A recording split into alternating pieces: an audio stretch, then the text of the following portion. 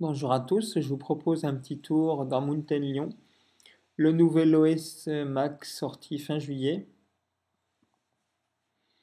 Une fois téléchargé sur l'App Store et donc installé, on peut voir que le bureau n'a pas réellement connu de gros changements, si ce n'est que les icônes du dock ainsi que le dock lui-même ont été particulièrement soignés au niveau graphisme. Néanmoins, avec cette version, on peut toujours supprimer une icône du dock, mais il faudra tirer l'icône beaucoup plus loin sur le bureau pour éviter toute suppression accidentelle. On va tirer l'icône jusqu'à obtenir le petit nuage. Si je fais juste comme ça ne fonctionne pas. Autre petite nouveauté au niveau de la sécurité, on se rend dans Préférences système, Sécurité et confidentialité, et par défaut, Apple autorise l'exécution d'applications venant uniquement de leur site App Store.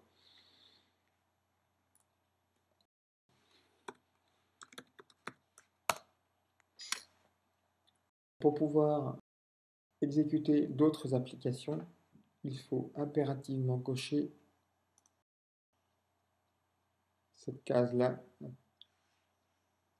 autorisé depuis n'importe où. Le module message que l'on trouve dans Mountain Lion est l'équivalent de ce qu'on peut trouver sur iPhone ou sur iPad. Petite démonstration, avec mon iPhone, je vais m'envoyer des messages.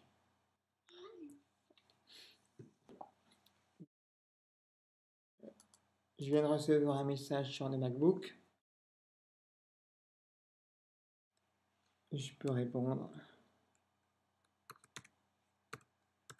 depuis le MacBook.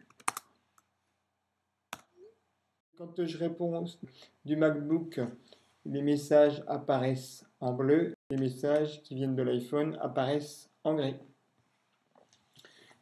On peut également s'envoyer des photos. Le temps de transmettre la photo, on a de 3 petits bips. Voilà, la photo vient d'apparaître également.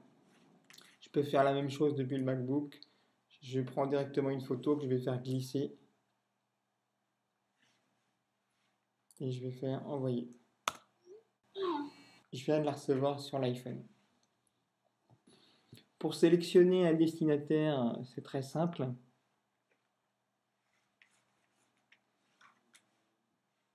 Je clique sur Nouveau message. Et là, je vais choisir directement dans le carnet d'adresse.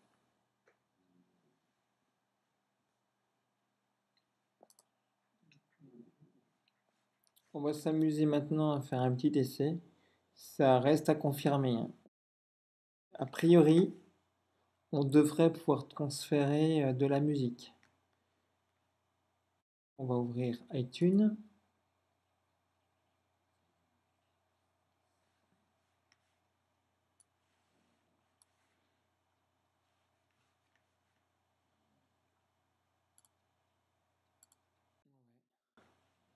Prendre un morceau au hasard.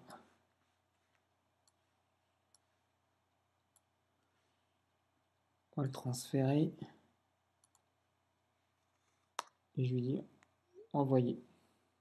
S'amuser également à transférer, par exemple, une fiche contact. Voilà, celle-ci.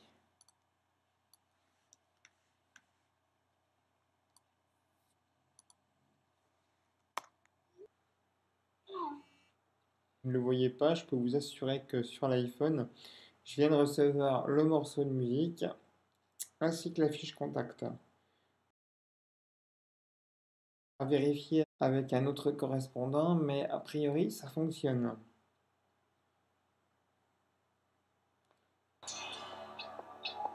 Je viens de le faire jouer sur l'iPhone. On va maintenant s'intéresser aux préférences du module message, par lequel on va pouvoir régler un certain nombre de paramètres. Dans l'onglet général, on peut faire apparaître un petit icône dans la barre d'état. Ici, la petite bulle.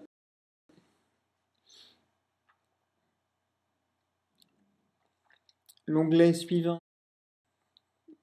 va concerner tout ce qui est en rapport avec le compte.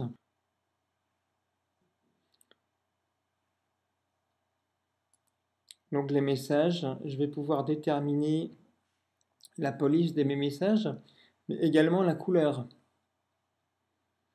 des petites bulles. L'onglet alerte, je vais pouvoir émettre ou pas un son par exemple lorsque je suis connecté. Et le dernier onglet concerne l'audio-vidéo. Je vais pouvoir également faire marcher FaceTime. Tout un tas de paramètres qui permettent de paramétrer au mieux le module message. Le centre de notification est un outil très important.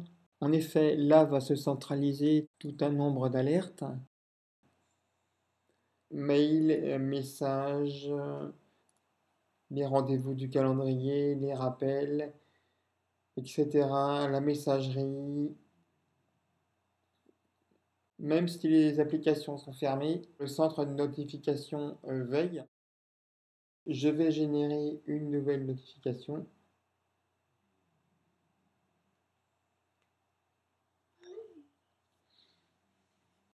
Une nouvelle notification vient d'arriver. Je me rends dans le centre de notification et je peux ouvrir l'application directement. En effet, je me suis envoyé un petit message pour vous montrer. Pour que les applications puissent réagir, il faut les paramétrer. Donc pour cela, on se rend immédiatement dans Préférences système, notification. Pour chaque application que l'on trouve sur la gauche qui va réagir,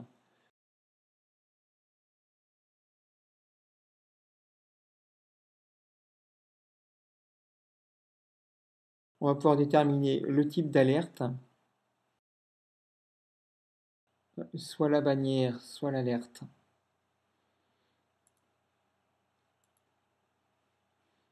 Ou aucune, si on veut aucune notification. On va pouvoir choisir si la notification s'affiche dans le centre de notification, le nombre d'éléments récents,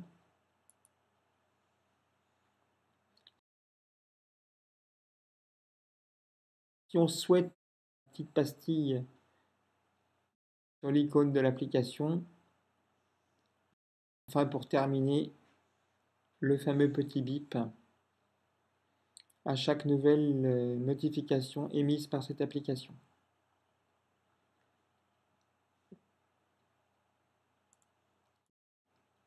On peut effectivement le faire pour chaque application. Par exemple, pour le calendrier, on va rester sur les alertes plutôt que la bannière, etc., etc. Les rappels.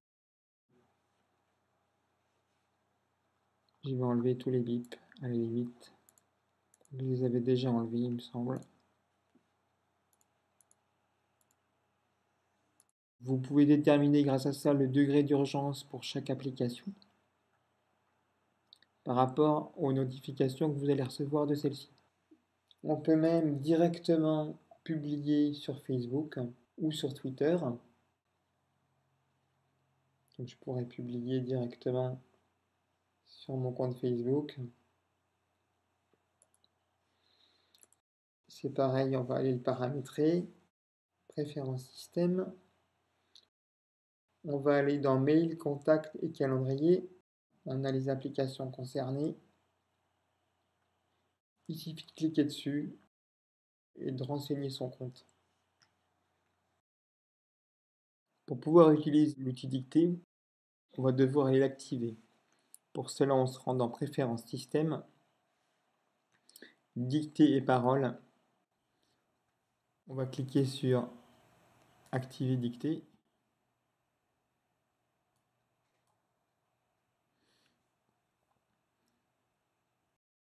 Dans les préférences de la dictée, on va pouvoir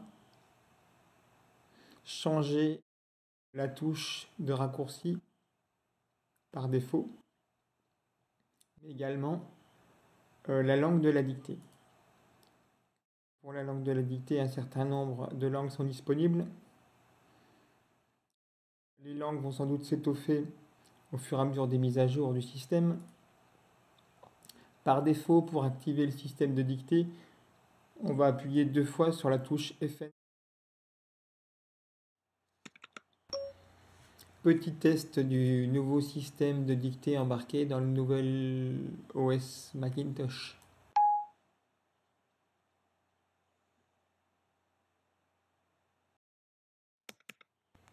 www.macbidouille.com.